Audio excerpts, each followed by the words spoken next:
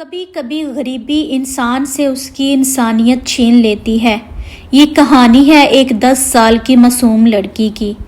اس کا باپ غربت کے بوجھ تلے دبا ہوا تھا، نہ گھر میں روٹی تھی نہ اگلے دن کا سہارا۔ ایک دن اس نے ایسا فیصلہ کیا جو نہ صرف ایک باپ کے پیار کو بلکہ انسانیت کو بھی شرمندہ کر گیا۔ اس نے اپنی بیٹی کا رشتہ ایک بندر سے جوڑ دیا۔ لوگ ہنس رہے تھے، میلہ لگا رکھا تھا، مگر نہ چھوٹی سی لڑکی کی معصوم آنکھوں میں صرف سوال تھے، کیا میں انسان نہیں؟ کیا میری کوئی قیمت نہیں؟ یہ کہانی صرف ایک لڑکی کی نہیں، یہ کہانی ہے ان سب معصوم بچوں کی جن کا بچپن غریبی اور سمجھ کی ظالم سوچ سے ہاتھوں بیچ دیا جاتا ہے۔ گاؤں کے ایک ٹوٹی پھوٹی جھونپڑی اندر رحمت، ایک کمزور تھکا ہوا شخص، اپنی 10 سالہ بیٹی ہینا کے ساتھ بیٹھا ہے۔ چولہے پر ہانڈی حالی، گھر میں کھانے کو کچھ نہیں۔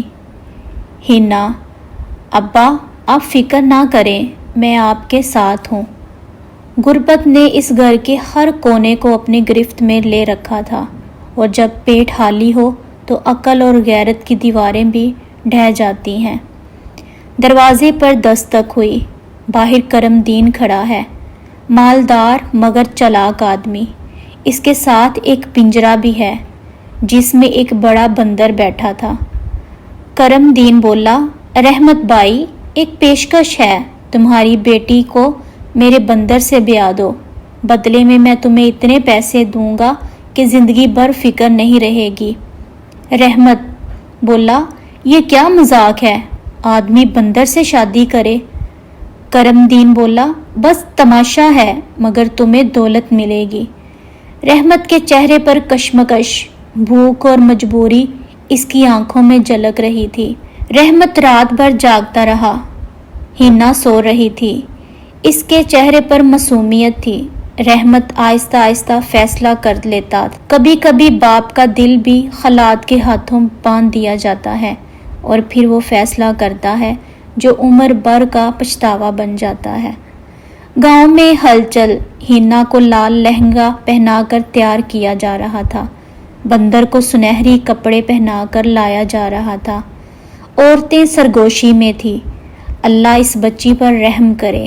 بندر کرم دین کے اشارے پر ہلتا ہے، لوگ تالیاں بجاتے ہیں، کہکے لگاتے ہیں۔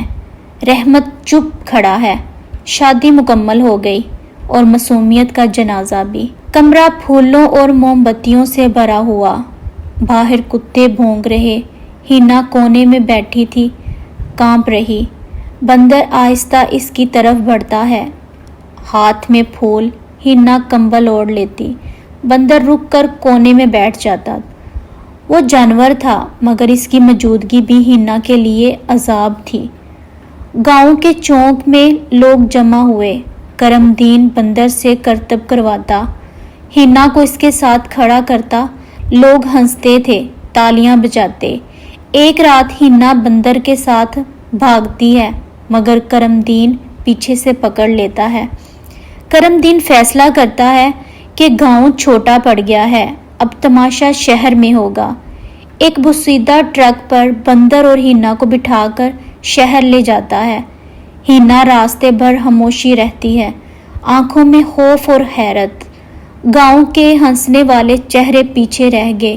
اب سامنے وہ شہر تھا جو پیسہ دیتا ہے مگر انسانیت چھین لیتا ہے۔ شہر کا ایک بڑا بازار، شور، دھواں، ہجوم۔ کرم دین ایک بڑی خالی حویلی میں ڈیرا ڈالتا ہے، کمرہ نم اور ٹوٹ پھوٹ کا شکار۔ ایک طرف پنجرا رکھتا ہے: یہ تمہارا نیا گھر ہے۔ ہینا چاروں طرف دیکھتی ہے، دل میں خوف بیٹھ جاتا ہے۔ بازار میں کرم دین ڈھول بجواتا ہے، لوگ جمع ہوتے ہیں، بندر کو کرتب کروایا جاتا ہے۔ ہینا کو گانے اور ناچ پر مجبور کیا جاتا ہے، لوگ سیٹیاں بجاتے ہیں۔ اب وہ صرف گاؤں کی نہیں، شہر کی بھی تماشا بنی ہوئی تھی۔ حویلی کے کمرے میں صرف ایک لالٹین جل رہی تھی، باہر طوفانی ہوا چل رہی ہے۔ بندر کونے میں بیٹھا تھا۔ ہینا کانپتی ہوئی دروازے کو بند کر کر دیکھتی ہے۔ اسے لگتا ہے جیسے کوئی کمرے کے باہر قدموں کی آہٹ ہو۔ ہینا خوف سے بولی، کون ہے؟ کون ہے؟ دروازہ آہستہ آہستہ چرچراتا ہے مگر اندر کوئی نہیں آتا، صرف بندر کی آنکھیں اندھیرے میں چمکتی ہیں۔ رحمت کی ندامت اب اس کو جینے نہیں دے رہی تھی۔ گاؤں میں رحمت بیمار ہو جاتا ہے۔ ایک مسافر بتاتا ہے اس نے شہر میں ایک بچی کو بندر کے ساتھ دیکھا ہے۔ رحمت کا دل پھٹ جاتا ہے، وہ بیٹی کو واپس لینے نکلتا۔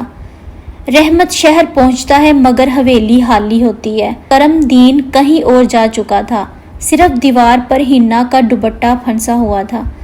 کچھ نشانیاں ملتی ہیں مگر وہ لوگ نہیں ملتے جنہیں ہم ڈھونڈتے ہیں۔ سالوں بعد ایک میلے میں لوگ اپنی بچی ایک بندر کا تماشا دیکھتے ہیں۔ بچی کے چہرے پر اداسی، آنکھوں میں خالی پن۔ کون کہتا ہے یہ ہینا ہے، مگر کوئی یقین سے نہیں جانتا۔ شاید وہ تھی، شاید نہیں، مگر ایک بات طے ہے، کچھ زخم کبھی نہیں بھرتے۔ غربت ایک عذاب ہے، مگر بیٹی کی عزت بیچنا سب سے بڑا گناہ ہے۔